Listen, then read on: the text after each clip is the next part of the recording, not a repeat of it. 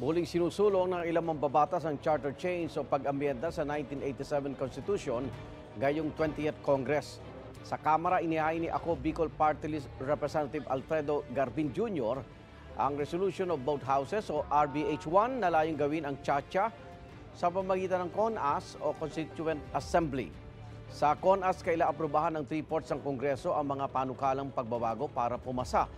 Sa RBH1, Articles 1, 12, 14 at 16 ng Konstitusyon ang nais lang amyendahan o yung may kinalaman sa ekonomiya at teritoryo ng bansa, tulad ng pagsasali ng West Philippine Sea, Continental Shelf at Exclusive Economic Zone sa teritoryo ng bansa at pagluluwag sa foreign investment sa Pilipinas. Sa Senado naman, muling naghain ng resolusyon Senador Robin Padilla para isulong ang CHA sa pamamagitan ng Constitutional Convention o CONCON. Giti Padilla, CONCON ang mas demokratikong paraan dahil publiko ang pipili sa mga miyembro nito. Panahon na raw para baguhin ang anyay makalumang konstitusyon.